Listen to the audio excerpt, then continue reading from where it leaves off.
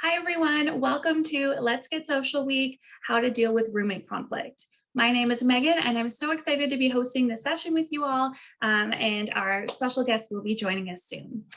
So as you all know, conflict happens and it can be awkward or tense, but today's session will provide you with some tips to communicate with your roommates or parents or possibly romantic partner, whoever you live with, to help avoid conflict and ease tension in future situations. Today's special guests are from Big Brother Canada. Please give a very warm welcome to the laid-back, social, and family-oriented Kiefer Collison from Season 9 and the winner of Big Brother Canada Season 4, producer and DJ Phil Paquette. Welcome, Phil and Kiefer. Thank you so much for joining us today. We're so excited to chat with you. So many of our learners tuning in today may be living on their own for the first time, and we know that this topic is so important. To start off, let's chat a little bit about the show. What were your expectations heading into the show? How much did they tell you in advance before coming onto film? And what were you expecting to walk into in a house full of strangers? You can do the first, I'll take the second. How about that? All right, I got you. Yeah, I mean, I've been a Big Brother fan for quite some time. So I went in with preconceived notions of a list of accomplishments that I wanted to get done. And just like I had to have set goals for myself going into the house. And if I didn't reach the goals, my chances of winning were going to be running out because I needed to hit milestones for myself to play the game that I wanted to play. And yeah, so I definitely wanted to be in a big alliance. I knew if I was on the outside of a big alliance, I wouldn't be like that. And then also there is that social aspect of the game where you got to live with people. I'm not easy to live with. I'm kind of a messy guy. I'm very opinionated, and I'm very strong-willed. So I knew I had to dial that back, being in a new setting with new people who are obviously going to be out there and wild because it is Big Brother. So yeah.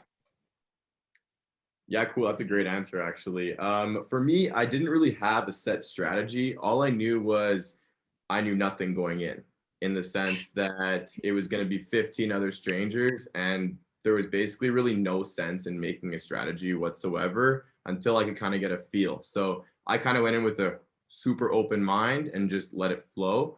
The one key I did keep in mind was to keep targets in the house. So big personalities, big characters, let them burn out on their own and actually try to help them stay in to try to have a bit of, shielding, if you will. I wouldn't try the same thing in the real world, maybe tweak it a bit, but in the Big Brother house, it worked out. Yeah. And was it important for both of you to feel liked by your roommates, or were you just like, oh, I don't care if people like me or not? Yeah, it was important. I mean, if they don't like you, chances are the people at home who are watching are going to like you. And there's just this deep inner, feeling that you want to be liked. Even if you say you don't want to be, it's always nicer to be liked. So yeah, and it was stressful. I was coming in what I thought to be an older house guest. I'm only 32 years old, but I was one of the older guys, and I knew that I was going to have to try to adapt and be liked by, I guess, Gen Z or younger people, because I'm kind of an old soul. So it was what it was. But yeah, I felt the need. I definitely felt the need to be liked by the country, because you're obviously in front of around 2 million people 3 times a week, and it would suck to come out to a world that hates you. And I mean, if you want to win the 100,000, you're not going to get there by being hated either. So I mean, it's just a positive to be enjoyable in life. For sure, yeah. I think that just goes, with life too. Like at school and college, you'll have an easier time if your classmates get along with you in general. So how do you feel like your upbringing influenced how you act in the house? Like your community, where are you from, how you were raised? Do you feel like that had any influence on how you behaved in the house? Yeah, 100% for me. Yeah, being Indigenous, being on the most diverse season in the history of Big Brother at the time, there was a little added weight on my shoulders to represent for not only the Haida, but the Indigenous in the Northwest, and then what I found out to be the Indigenous of the world. So going in, I knew that I had a big weight on my shoulders. Not only I didn't want to get voted out first, I didn't want to get, I had to get deep in the game, and I had to do big things and not only prove to myself, but prove to people that we could break down stereotypes. Like that was definitely in my brain. I was a little cheesed. I was the only Indigenous person on there. So I had to carry the whole weight of the world on my shoulders, thinking about that because we were constantly thinking about how diverse it was. There's no hiding it. So yeah, my community, it takes a community to raise a child, and I've had the blessings of being raised by a bunch of different communities in different parts of my life. So it was scary. Well said, Kiefer. And yeah, when you go in there, you obviously want to represent your family and friends and community the best you can. And and also for me, my upbringing, I was a hockey player my whole life. And so I had been part of a team my whole life. So when you're around 17 other guys for your entire life, you're competing together. And so this was quite a reverse situation for me, being against all the other guys and everyone else. So it was just a bit of an adaptation. So, just being a competitive guy, learning to get along with everyone, but also cut them when you need to. Cut it when you need to. I love that. Yeah. And Phil, we know that you competed with your brother. Do you feel like that helped you, or how do you feel like that had any influence, having someone so close to you in the house? It was emotionally awesome. I mean, to have someone there that is going to have your back and just have your back and absolute loyalty. That was a huge plus. However, I mean, two bodies, two minds, two mouths, two intentions, two brains, two unconscious, like it's twice. And that's also exponential. So I would just say that it was equally as good as it was bad. And it was just everything. It was just probably more in a sense. Amplified. A lot of management, a lot of communication. Okay, what's going on? And it was difficult, but it was wonderful having him in there because I didn't feel as lonely as maybe some other people did, because having blood in that house was awesome. For sure. There's a comment in the chat I just want to share for Kiefer. It says, "I love how you were so proud of being Indigenous. My family looks up to you a lot." Is that something you hear a lot, Kiefer? Yeah. Just to represent for Indigenous people, I get it all the time, and it just came second nature, I guess, as well as it being part of my mind, because you can't hide from who you are in the house. So for people to be attached to that and see pride in that it's a blessing. Amazing. So now let's get into conflict. As you mentioned, there can be a lot of big personalities, especially on reality TV. They cast it that way on purpose to keep things interesting. So what were some of the biggest conflicts you had, and what did you do? How did you approach it? Would you have done things differently? Let's chat about it. Ooh, geez. Well, I'm fresh out the house, so the emotions still kind of got deep for me, even when Phil said cut people, because I know, like, when it comes down to it, when you got to cut somebody that you like genuinely love, and you get lost in the house and it just becomes your reality, and you kind of forget about the cameras, and then you go like 5 hours without thinking about your family, you go 10 hours without thinking about your family, and it's all about game, and that's all it is. And then you got to cut these people who you're with 24/7. You're not like separated at all. It's God. So that would be the toughest thing for me, without getting too lost in the question, would be like deciding who to cut at the time. Like in my season, there was Spicy V was getting backdoored. I seen her as a very close ally, a good personal friend, but I knew it was the right decision for my alliance, because eventually she could turn on them maybe before I wanted her to. And so cutting Spice was tough, and that one still burns me a little bit. Yeah, dealing with conflict was just like an every minute occurrence. Essentially, there's always turmoil going around, rumors starting, stopping, things being said that are true, not true. And that's the thing about the house. We invented the truth. So whoever could sell the better ideas was going to be victorious. And so in order to do so, in order to sell the best ideas, you have to understand the buyer. And so I would just, in conflict situations, I would calm myself,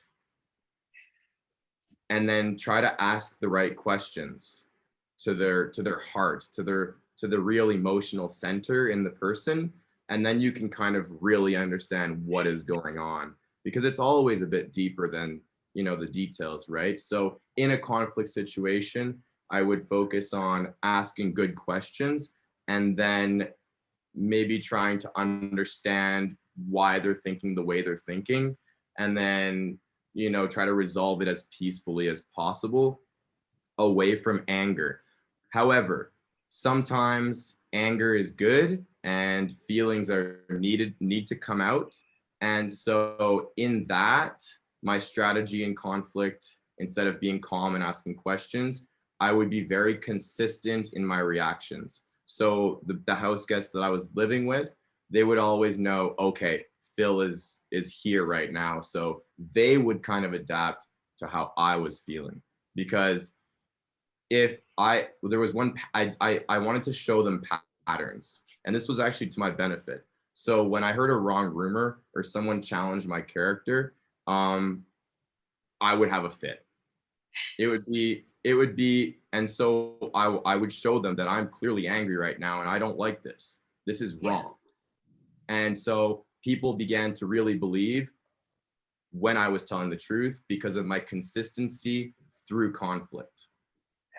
Yeah, that makes sense. And I agree with what you were saying about sometimes it's deeper than what it seems. And I feel like, especially with roommates, you know, somebody's like really upset about the dishes. And then you're like, is this really the dishes? Or did your guy that you were seeing break up with you? Like, is there something else going on? You know, because especially when you're stressed and studying and all of that, you can, you know, like the littlest thing can set you off if you're feeling stressed. So yeah. In a household in residence, if you're with roommates, it's not the same as Big Brother. So maybe just sit on it for 24 hours. That's totally the best thing anyone can do, is just really digest, step away, take some space, go for a hike, and then come back over coffee or something. That's just the right play pretty much every time, I think. Yeah, for sure. For sure. And this is sort of a deep question, so I apologize if it's too deep, but what was the biggest thing that you learned about yourself through this experience? Oof. Sorry, yeah, I know. I was like, this is a big question. I think that the biggest thing I proved to myself is that that I was capable of doing things that I didn't think I would be capable of doing. Again, being a fan of the show and watching it, you always think you can, but then when you're right there and you're in a huge competition and you win, it's like there's nothing. Like the first Power of Veto that I won, I was just like, as a fan of the show, I'm like, I got the very first Power of the Veto of the season around my neck, taking myself off the block. Yeah, dope. But I didn't win, so yeah, so yeah, just proving to myself that I could do it, because in that house, you know, Phil mentioned it earlier, like you're competing against everybody else in the house. There's no teams, you know what I mean? So just to prove that I could do it to myself, and then like, okay, you won one, you can get two, you can get three, and you're gonna need 4 to win the game. That's the magic number right there. So I was just trying to get to 4, and I didn't get it. But yeah, proving to myself that I could, because I'm a bigger guy, you know, but I'm a sports guy. I play basketball, soccer, volleyball, stuff like that. So I always walk into those games with a chip on my shoulder, and I did the same thing with Big Brother, and I proved to myself that I could perform under immense pressure. Amazing. What about I you? love the question and awesome answer, Kiefer. I love the question. I love the depth for sure. So 2 parts. The first part was that I learned the value of family. I learned the value of your closest loved ones, because when you're away from them for so long, you realize how much they mean to you. And so coming out after the show, I just cherish them at every single second because of how much I miss them in those moments. So, and like it just changed my perspective on how much they mean to me. And the second thing I learned about myself was the power of the mind. So I actually learned a lot about manifestation. I don't know if anyone's into that stuff, but I don't even know why I started doing this. But every single morning I did the same sort of little routine, and that was to eat a banana, have a coffee, a glass of water, and a chocolate, and some orange juice. It was like my routine. But during that, like that moment, I would give myself 20 minutes or so, and I would close my eyes and just visualize winning. Visualize Arissa saying, "You won, big brother." Visualize how the house is going to be laid out and like what it's going to feel like walking out to my best friends there and my family. And guys, it was picture perfect. It was identical. So, Wow. so, you know, just repeating that reality, I think in some way, the greater universal mind or whatever sort of created that. And so I'm a huge believer in the power of the mind now. And I consider the mind and the self so much bigger than the body now in some sense, because I got lucky on many occasions, and I don't know how these things happened, but they did. Sounds like you had some really big personal spiritual growth. Absolutely. Kiefer, I know you mentioned earlier that you were on the most diverse season of Big Brother. We like to consider our student body to be pretty diverse. We have students from all over the world. A lot of them are coming to Canada for the first time, and some of them may still be learning remotely, depending on their situation. Do you have any advice for getting along with different groups of people you like that you may not have ever interacted with before, people that have different beliefs, you know, just people that are different than you? What's your best advice for getting along with people? Yeah, I think my best advice would be listening, and your willingness to listen, because we're all the main characters of our own story, and we tend to want to be the narrators of our own book, but sometimes we just got to let other people read their books to us. And then maybe we're going to get to read a chapter or two to them, and maybe not. And we just have to retain that information and blend in this this hodgepodge world that we live in, with uniqueness. And now uniqueness is beautiful. So I think, you know, there's so much similarities in all cultures, that when you can find those similarities through diversity and, you know, distance, it's a great thing. And I think just being conscious and appreciating that, because I guess on Big Brother, you know, everybody, I would say everyone was just fighting for air. Like there was a limited amount of air in there when we first got in the house. And I was just like, you know what? I'm not going to fight for air right now. I'm just going to listen. And if they, you know, when my turn comes, I'm going to say my piece. And actually a lot of the times where I was just listening and then I chimed in, that's what made it on the show. I was like, oh, like, you know, everyone was having this huge, then I say like two things after listening for 2 hours. And that's what, you know, popped up. So I think just listening and having a conscious decision to listen, because sometimes you start, you know, people go on and it's tough to get through that.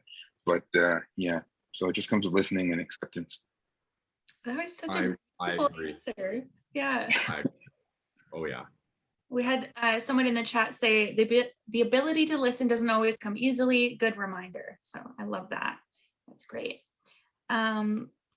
Is there anything that either of you would have done differently looking back, if you could do it again? Anything you would have changed in your approach to things?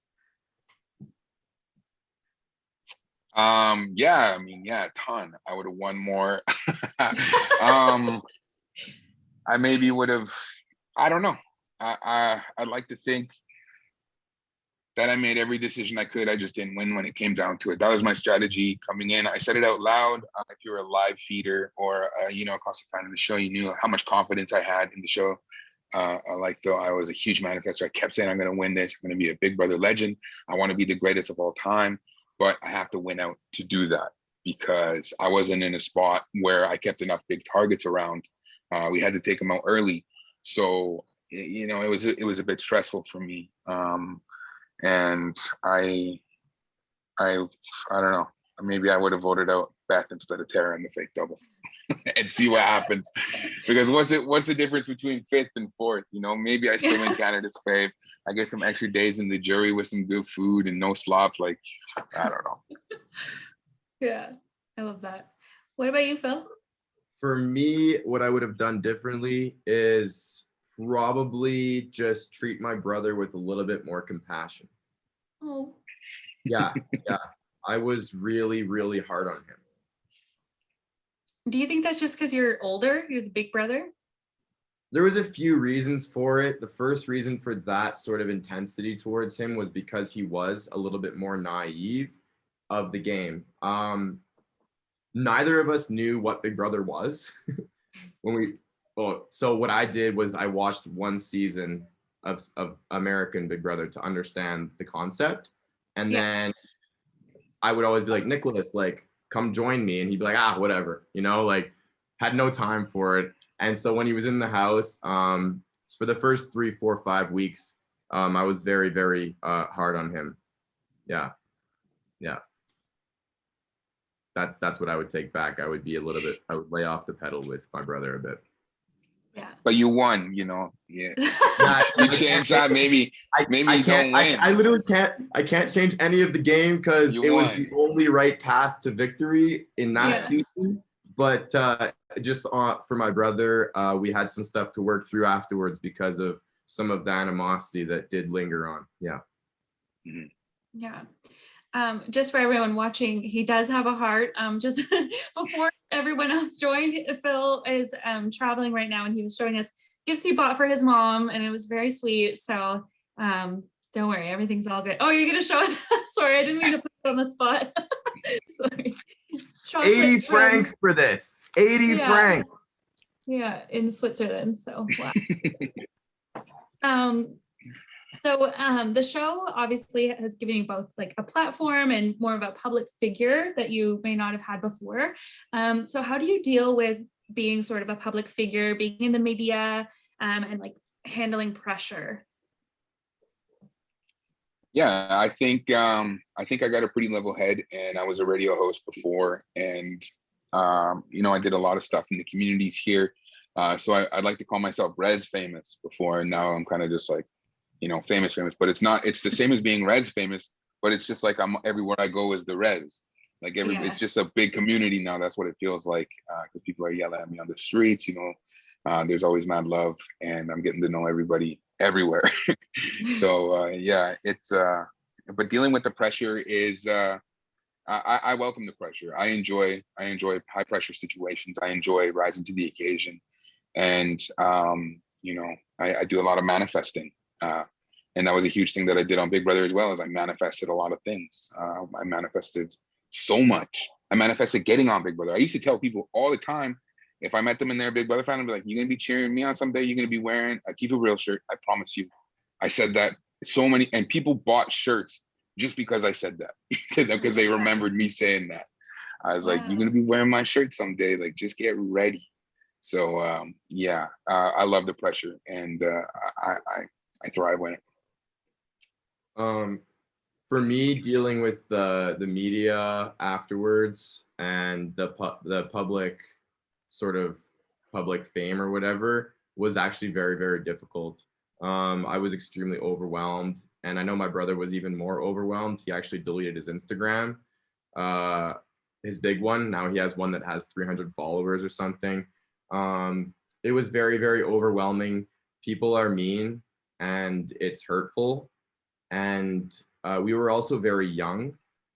He won at 20 years. He was 20 and turned 21 the day before winning, and I was 22.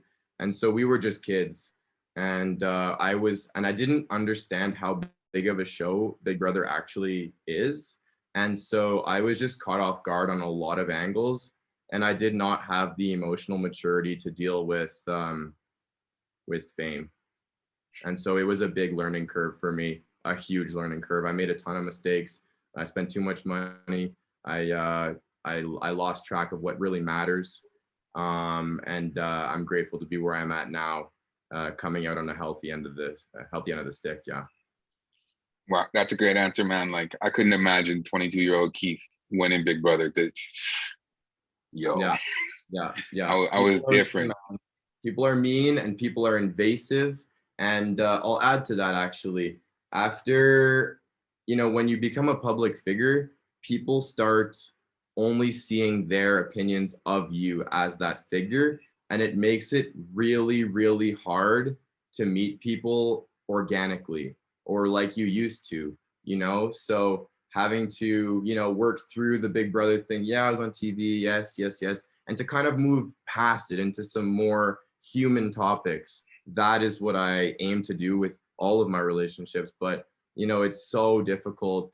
Every time I go out, it's like, hey, you Phil from Big Brother. I'm like, I'm actually from Ottawa. I was on, yeah. So and people don't think all the time. So it's just more like Kiefer said, like he's very balanced. And so what I've had to learn was actually balance. And that's one of the points I wanted to actually bring up in this chat was in this lifetime, everyone focus on your balance point, your point of strength, and just stay there and stay calibrated because you know, you're not going to become happier if you're famous. You're not going to become happier if you're rich. You're going to become happier if you're doing something you love and you're happy with the way you express yourself. Mm-hmm. So that was my challenges. Yeah. That was such a great answer. I apologize if I dropped out for a bit. I think I was having some internet trouble, but I'm back now, so it's all good.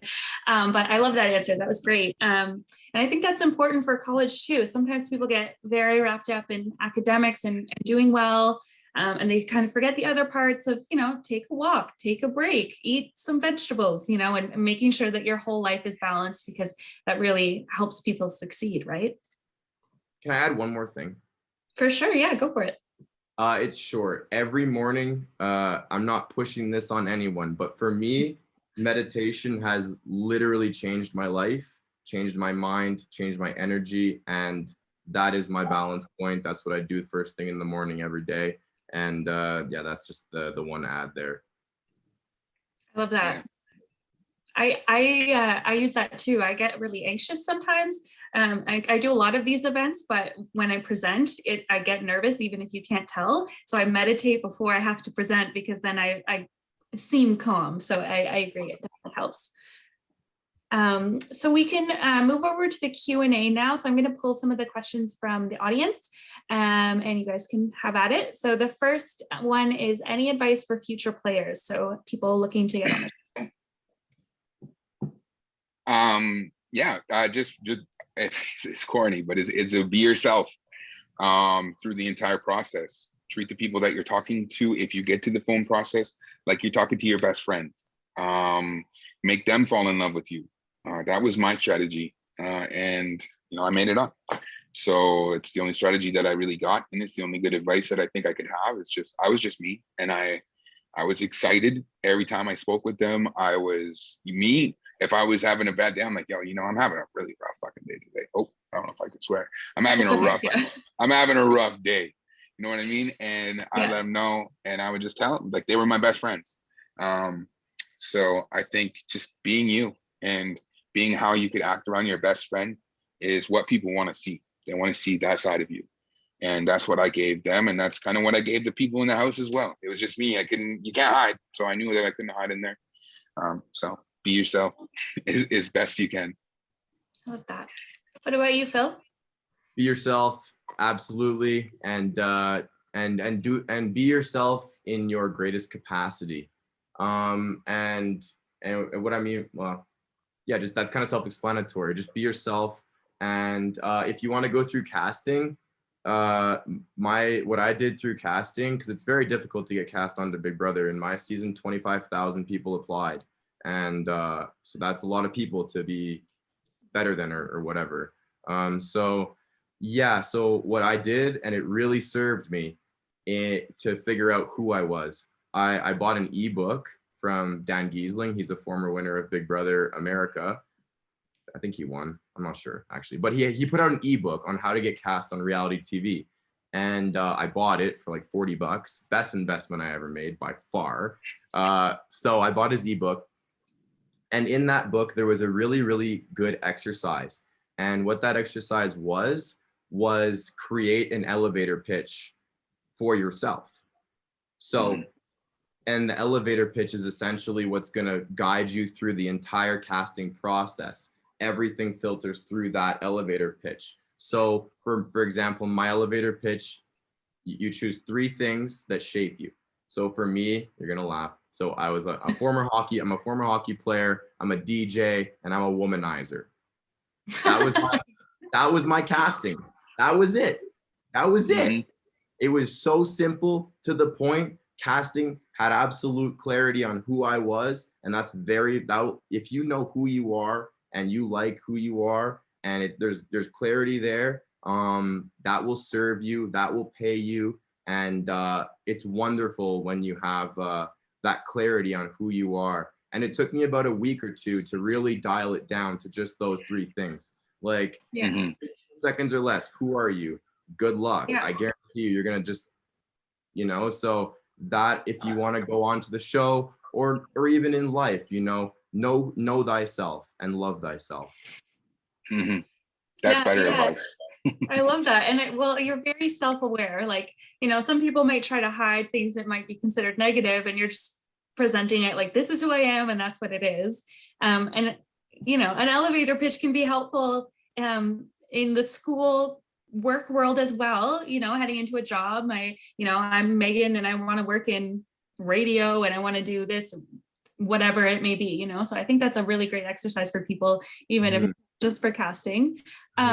To ask this earlier, but what made you decide to apply for Big Brother as opposed to another show like, I don't know, The Bachelor or something? Go ahead, Keith. I've been a fan of the show, and I don't think I can make it on The Bachelor. Plus I'm jacked up. So I thought I could win. Frankly, I thought, we talk about casting. I thought I had what they were going to be looking for from a unique place, Haida Gwaii. I have a mullet. It's in the background here. I'm Indigenous. I'm funny, and Big Brother's got a big history of having radio hosts on the show. So I was like, I got it. I'm like a 5-star recruit, is what I was thinking. And I thought that I had the personality I could pull on heartstrings, and people wouldn't see how big of a competitor that I truly would be, because I'm no slouch in the mental department, and in the physical department, I was ready to prove myself even more so. So yeah, that was yeah, that's that. Love that winning attitude. Yeah. I have kind of a funny story of why I applied, actually, because I didn't know what the show was whatsoever. I was on a road trip from Ottawa to Toronto with my two homies, my two best friends in the world, and they were huge fans of the show, and they were both going through reasons why they could not win it. One is too athletic, one is too smart, and they both just thought that they'd get voted out because of those aspects. But then they looked at me and they were like, Phil, you're like kind of the thing, like you might have it. So same as Kiefer, they told me I could win it or have a good shot. So I actually did send in an application video. And while I was sending in that application video, my brother overheard me while I was filming it in the basement. He opens the door. Philip, what are you doing? I'm like so embarrassed because I'm like applying for reality TV. Like, I don't know. He judged me. He did. But what he did was he said, okay, I'm sending in one too. So he goes in and just off the cuff, what up? I'm Nick. I'm a car guy. I'm a Greek, and then we both ended up get casted. So it was pretty cool. Love that. What I'm getting here is if you have the confidence, you should just do it and go for it. That's the lesson. Yeah. I love that. Yeah.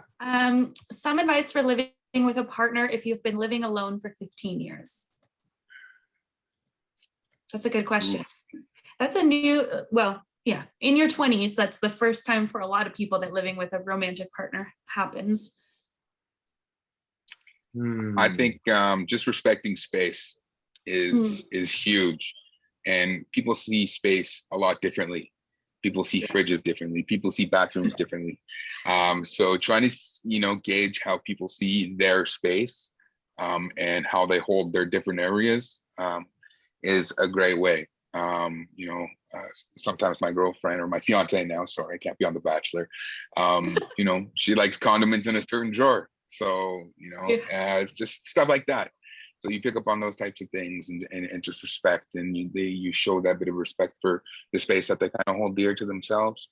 I think that's a good way to start off. Yeah. Do you have anything, Phil? Oh yeah, so I think I'll answer this in three parts. I think the first part would be respect boundaries and understand why they're important to that person. Um, just respect boundaries and standards of living.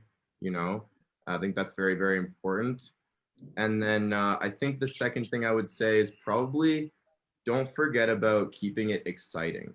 It's very easy to get into a habit with partners, and when you're living with someone, stuff gets kind of flat and boring, maybe. you know Keep it exciting, surprise them. Like, that's what keeps it very, very like new and fresh, and always know that that's so important in a relationship. So don't get you can get comfortable, but don't forget about what it was like to go on your first couple dates with that person, and reinvigorate the romantic and excitement ends of the relationship. And probably the third thing I would say about this is, I'm not going to take credit for this. I actually heard someone else say this, and it just rung so valid. They said, have a weekly or bi-weekly designated sit down over dinner, in a relaxed environment, to maybe go over the last week or two, maybe some stuff that's been kind of irritating, or something that you're not okay with, and also highlight the good things. But have a proper intentional meeting about how are things, and I think that's a brilliant way to keep things sustainable. Yeah. Yeah, I've heard that too. That's great advice. The only other thing I would add is I personally think it's really important to keep some of your individualism. So like going out with your girlfriends, or like whatever, having activities that are separate and time apart. I think sometimes people do every single thing together when you live together, but I do like, Kiefer, I know you were talking about physical space, but emotionally, I think it's important to have a little bit of space as well. So. Yeah, 100%. Favorite and worst meal on the show? That's a fun question. Yeah, slop's got to be the worst. It's not bad the first time you try it, but when you're on like your 15th, 16th time trying it, like you're just done. I'm done with it. Kiefer, slop was not good, not easy any times. It was, I lost 12 pounds in 6 nights. Oh, wow. That's a lot. I don't have 12 pounds to lose. Yeah. That's how bad it was. I was eating about this much food when I was on slop, like the tiniest. I couldn't stomach it. It's really Did you bad. get salsa? I couldn't do it with the salsa, man. I had to make slop pancakes. Like, I would press it till it was burnt, basically. And it never cooked. It took hours to cook. No, I don't man, get why it took so long to cook. And I was so arrogant going in. I was like, slop's gonna be nothing. I'm such an easy eater, which I am. I'm so easy, but slop was brutal. And the best meal, I'd say that I think Tim from Australia cooked us like a wicked meal. Like, he just made a buffet, like a feast, like fish, meat, salad, pasta, like everything. That was really nice. I was the cook on my season, and I made a lot of great, huge family meals. We'd always sit down for dinner, whoever wasn't on slop, which is why I didn't get on slop too much. But I think the best thing that I made was either my mom's meatloaf recipe with mashed potatoes and roasted vegetables, or we did a Thai coconut curry. I did a vegetarian one for Brayden, and then I did a chicken one for the rest of the house guests, with some, fresh cilantro, limes, bean sprouts, stuff like that. On top of some rice, and that one really banged, and that was a huge hit with everybody. That sounds delicious. Also, whenever we got beer or alcohol and pizza, that was awesome.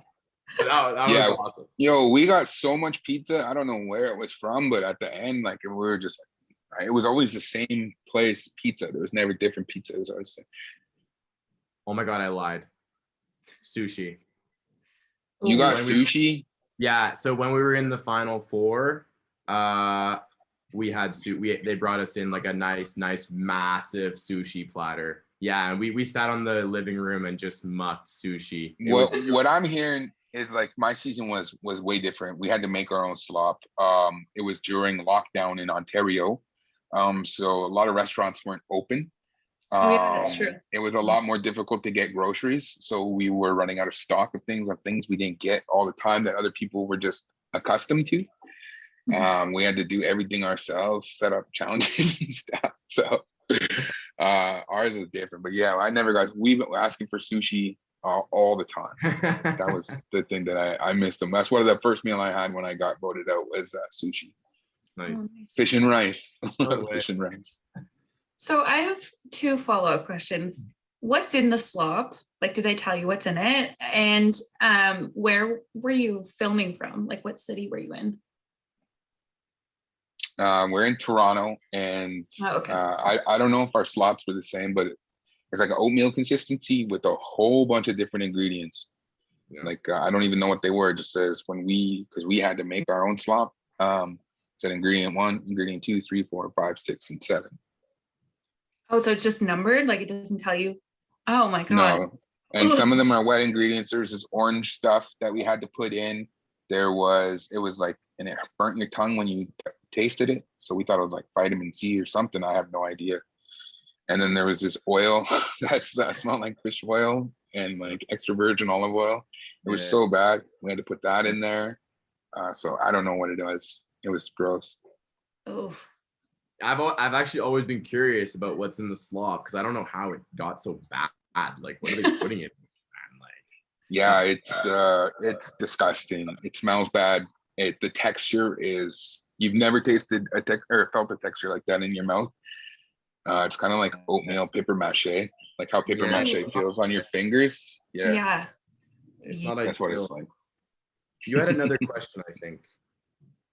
What was your other question? Yeah. Oh, it was where were you filming? But Kiefer said that, his season was filming in Toronto. Whereas Ours was in Toronto as well, but we were in a different studio than I think Kiefer was. Okay. Yeah. Cool. The next question, do they tell you certain things or act excited when you see certain things for TV? Like, did they tell you to act excited, I guess? Producing of the show. Not me necessarily. We were excited because we were stuck in a house and we were bored. So when something happened, you just fed off of everybody else's energy and you were genuinely excited or you weren't excited. So there were some things that I wasn't excited for and some things that I was super pumped for.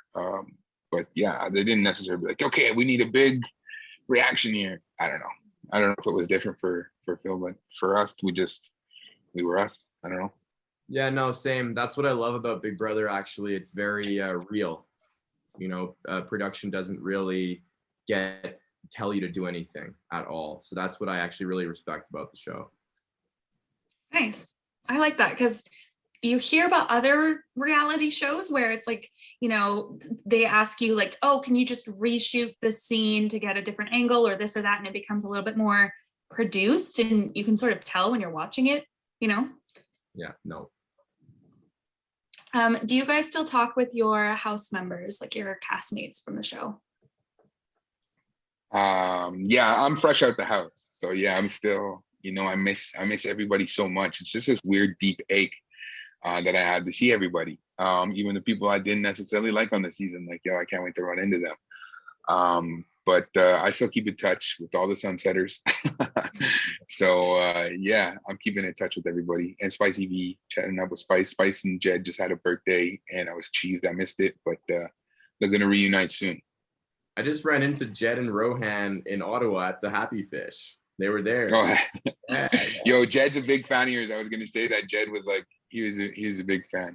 When we Really? were on the show, he's like, season 4 was the best. Yeah. No I way. wonder if we're gonna be. He kept it so cool when he met me. Oh yeah, that's Jed though. I was like, this guy doesn't even like me. Really? That's great. No, he had matched because truthfully, I hadn't watched season 4 when I was after like being on the show. But it was everybody's favorite season. I was like the only season I didn't see. So it's a good one, man. It's a good one. Yeah. But to answer the question, yes and no, on and off. It is more like a brother-sister sort of bond. Like these people feel like family in a sense because we went through something so intensely unique. Yeah. That's cool. That's really cool. but like I wouldn't say I'm really close friends per se. I don't ask them how they're doing, and I don't get that my way. But you know, the odd comment on an Instagram photo, a quick combo, yeah, that happens all the time. But it's really doesn't go much deeper for me anymore. It's also been a few years. So Yeah, for sure. It sounds like Happy Fish is the place to be in Ottawa. it's popping. It's I've lived here popping. my whole life and I've never been there. So I guess I'll It's have to popping. Yeah, and next time I'm there, I'll say hi. Okay, and what does slop taste like? I think you talked about a little bit of it just being like disgusting, but is there anything else you wanted to add? Yeah, it's kind of just like weird oatmeal and paper mache, like with a hint of like if you walked into like a hardware store and you took a deep breath and you got some sawdust in your mouth. That's kind of what it would be like. And it Yeah, ain't with like a hint of fish, like a hint of seaweedy fish. yeah, there was really. How did you eat it, Kiefer? Well, I was like the slop connoisseur on the show. I would flatten it in a cookie sheet and bake it at 450 degrees for about 2 hours, scrape it, bake it again for another hour at 450, and we create these little slop balls that we call Buddha bowls, and we put our favorite condiments on top, and it was crunchy and it just tasted like the condiments, and it was actually decent, but you just got sick of condiments after a while. So Yeah. that was my favorite way to eat it. We called it the Buddha bowl. And yeah, because you can make it look real pretty with a little bit of salsa and then maybe like a little dollop of mayo. Yeah, it was gross. Never again. Unless I get back on the show someday, never again. It's bad. What does it taste like though? I mean, it's worse. It's way worse than oatmeal, and I'm easy. Like I said, it's really it's way worse. It tastes chalky and it doesn't cook. It just doesn't cook. Like, and it doesn't go down. Like, Luckily, hopefully you won't ever have to endure that ever again. So I don't recommend it. Yeah. How would you guys go about living with other house guests after a blow up or a fight? I would just try to be humorous and be like, you know, crack jokes, make fun of the situation that just went down, because that's just my go-to. So I would just handle it with a lot of humor and kind of downplay the situation, because on my season we had a couple big house meetings. There was constant blowups and fights, and you know, intense moments. If someone cracks a joke, everybody ends up laughing, and that was my way to deal with it, because I hated conflict. My whole thing was not being in conflict. All season there's house meetings. I'm like, I want to be a part of a house meeting. Everyone's like, Keith, why don't you want to be a part of a house meeting? Because there's always drama. They're like, well, it's not on you. I was like, yeah, but I don't like your drama either. So yeah, I always try to resolve it with humor and stay out of conflict as much as possible, especially that big brother. Mm-hmm. Yeah, that's really good points, Kiefer. I mean, I would try to minimize conflict at the sight of it, at the first sniff. Like before, because it spreads like wildfire. So whether it's real or true or not, it doesn't matter. So nip it in the butt at the source, do it as peacefully as possible. And if that doesn't work, get rid of them. So I think we have like one last question, because we're almost out of time, but I will get to this one. Do you have dibs on certain foods, or how is sharing foods in the house? It was generally pretty plentiful.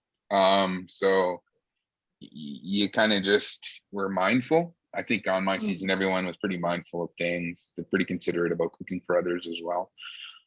Especially me. I would cook dinner every night, and I would always be mindful of everybody. Like I said, I had to cook a vegetarian dish every single night because Braden was, you know, obviously he came second, so he was in the house the whole time. So yeah, just being mindful again. Yeah, absolutely being mindful, and don't steal people's food. I mean, in a resident situation where you're actually buying your own groceries, unless it's talked about, like definitely don't be taking other people's food. But like he said, in the Big Brother house, it was very, very abundant. And but on one occasion, Raul, a certain character, decided to steal the brownies, and he was actually on Slop that week, so that was really disappointing. So yeah, he had to face the consequences for that. Yeah.